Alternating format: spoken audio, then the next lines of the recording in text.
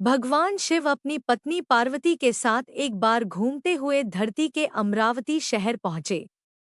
वहां शिव जी का एक बड़ा सा मंदिर राजा ने बनवाया था। शिव पार्वती दोनों को वह मंदिर पसंद आया, इसलिए दोनों वहीं रहने लगे।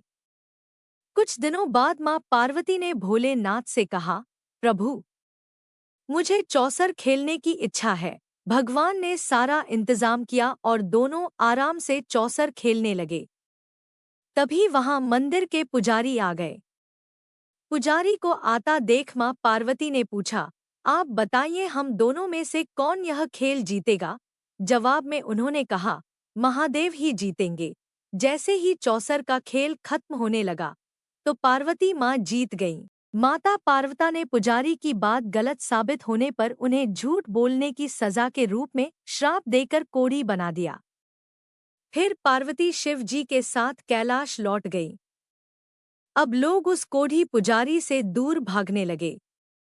राजा ने भी उसे मंदिर के कार्य से मुक्त करके किसी दूसरे ब्राह्मण को मंदिर का पुजारी नियुक्त कर दिया। कोढ़ी पुजारी भी उसी मंदिर के बाहर बैठकर अपने लिए भिक्षा मांगने लगा। कुछ दिनों बाद उस मंदिर में स्वर्ग से अप्सराएं आईं। पुजारी को देखकर उन्होंने उसकी हालत का कारण पूछा। उसने मां पार्वती द्वारा मिले श्राप के बारे में उन्हें बता दिया। सारी बातें जानने के बाद अप्सराओं ने पुजारी को पूरे 16 सोमवार तक विधिवत व्रत रखने के लिए कहा। पुजारी को इस पूजा की विधि नहीं पता थी, तो उसने अप्सराओं से इसके बारे में पूछा। उन्होंने बताया कि हर सोमवार को सूर्योदय से पहले उठना होगा। फिर नहाकर साफ कपड़े पहनने के बाद गेहूं के आटे से 3 अंग बनाना। उसके बाद घी से दीप चलाते हुए गुड़, बेलपत्र, अक्षत, नैवेद्य, फूल, चंदन, जनेऊ लेकर संध्या के समय सूर्यास्त से पहले प्रदोष काल में भोले बाबा की पूजा करना। पूजा करने के बाद एक अंग शिव शंभू को अर्पण करना और एक खुद ग्रहण करना। उसके बाद बचे हुए अंग को आसपास के लोगों में प्रसाद के रूप से बांट देना। इस तरह पूरे 16 सोमवार करने के बाद 17वें सोमवार को आटा लेकर उसकी बाटी बनाना।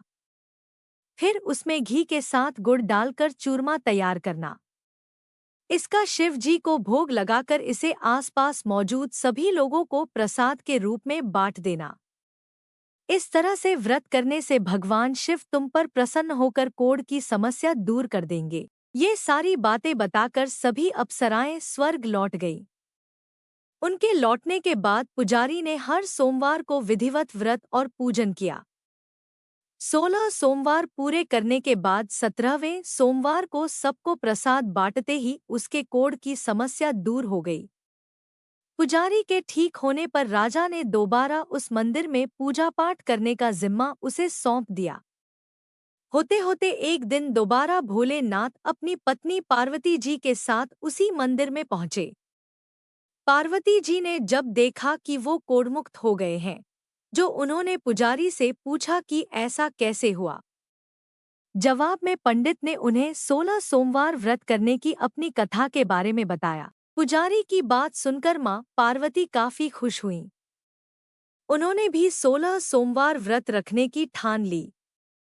इसके लिए मां पार्वती ने पुजारी से पूरी विधि जानी और अपने नाराज बेटे कार्तिकेय को वापस पाने के लिए नियम से व्रत करने लगी। 17वें सोमवार को जब उन्होंने सबको प्रसाद बांटा तो उसके कुछ दिनों बाद ही कार्तिकेय लौट आए। उन्होंने मां पार्वती के पास पहुंचकर पूछा, माता, अचानक कुछ हुआ कि मेरा सारा गुस्सा ही खत्म हो गया।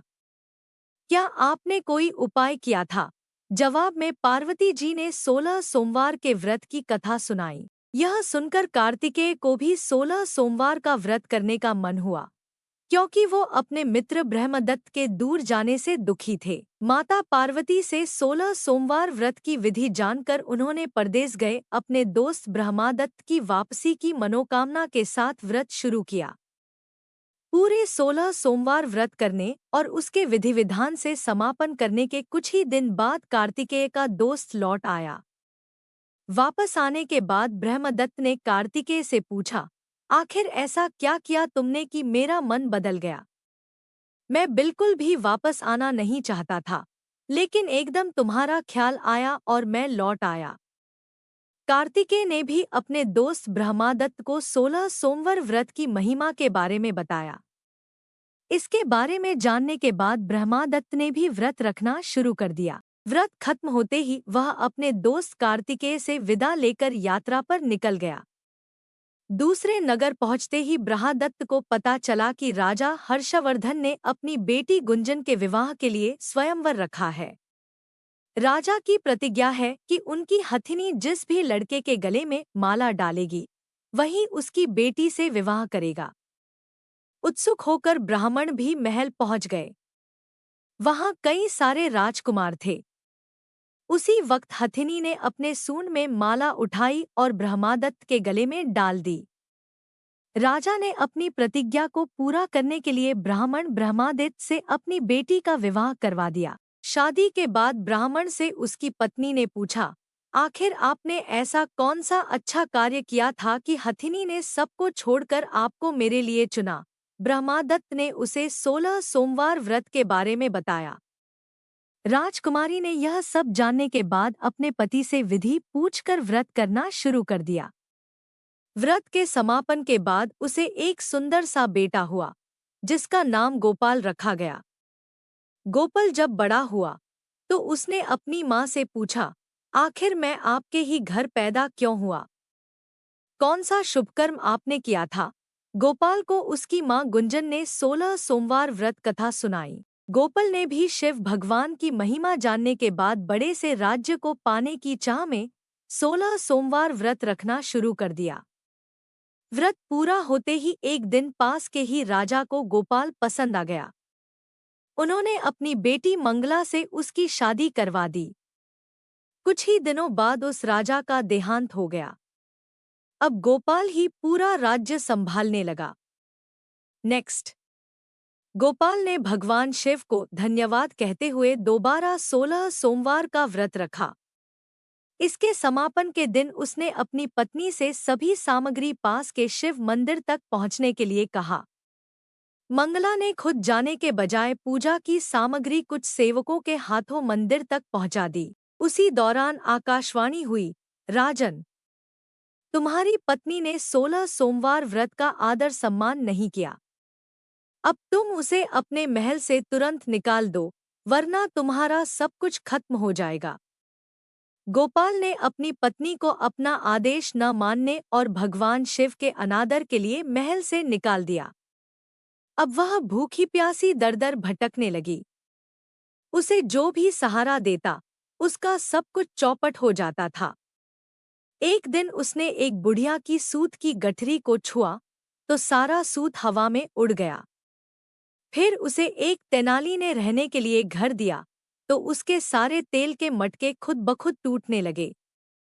ऐसी मनहूसियत को देखते हुए हर किसी ने उसे अपने यहाँ से निकाल दिया। अब उसकी कोई मदद नहीं करता था। प्यास के मारे जब वो किसी नदी के पास पानी पीने के लिए पहुँचती, तो वो नदी सूख जाती। फिर एक दिन वह जंगल में पेड़ के नीचे छांव पाने के लिए बैठी। उसी वक्त वह पेड़ सूख गया। देखते ही देखते सारे हरे भरे पेड़ सूखने लगे। कुछ देर बाद वो एक तालाब में पहुंची। वहां का पानी जैसे ही उसने छुआ उस पर कीड़े पड़ गए।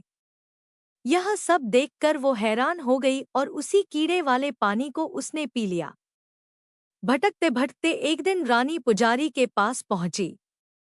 उसे देखकर पुजारी समझ गया कि इसके साथ कुछ सही नहीं चल रहा है। उसने रानी को मंदिर में ही रहने की इजाजत दे दी। रानी मंदिर में सब्जी या फल को हाथ लगाती तो वो सड़ जाते, आटे को छूती तो उसमें कीड़े पड़ने लगते, पानी से बदबू आने लग जाती। यह सब देखकर पुजारी ने कहा, लगता है तुमसे कोई बड़ा अपराध हुआ है, जिससे नाराज होकर देवताओं ने तुम्हें दंड दिया है। इस बात के जवाब में रानी ने पुजारी को शिव की पूजा करने के लिए सामग्री से जुड़ी पूरी कहानी बता दी। यह बात जानने के बाद पुजारी बोले, तुम कल से ही 16 सोमवार का व्रत करना शुरू करो। इससे प्रसन्न होकर भोलेनाथ तुम्हें माफ कर देंगे। पुजारी से 16 सोमवार की विधि समझने के बाद अगले ही सोमवार से रानी से व्रत रखना शुरू कर दिया। पुजारी उसे हर सोमवार को व्रत कथा भी सुनाते थे। 17वें सोमवार को जैसे ही रानी ने अपने व्रत का समापन किया, वैसे ही राजा को अपनी पत्नी की याद आई। उन्होंने अपने सैनिकों को उसकी खोज में भेजा और घर वापस लाने का आदेश दिया। सैनिकों को जब पता चला कि वो मंदिर में रह रही हैं, तो उन्होंने रानी को अपने साथ चलने की प्रार्थना की। तभी पुजारी वहां पहुंचे और सैनिकों को वापस महल लौटने के लिए कहा। राजा को जब पता चला कि उसकी पत्नी मंदिर में है, तो वो उसे लेने के लिए वहां पहुंचे। उन्होंने पुजारी से माफी मांगी और सब कुछ बताया। पुजारी ने भी कहा कि ये सब भोले का प्रकोप था। आप अपनी पत्नी को ले जाइए। राजा और रानी के महल पहुंचते ही वहां खुशियां मनाई जाने लगी। खुशी के मारे राजा ने पूरे नगर में मिठाई बंटवाई और ब्राह्मण व निर्धनों को खूब दान दिया। अब रानी महल में भगवान शिव की पूजा और 16 सोमवार का व्रत रखते हुए खुशी खुशी रहने लगी। कहानी पसंद आए तो प्लीज़ लाइक और सब्सक्राइब करें।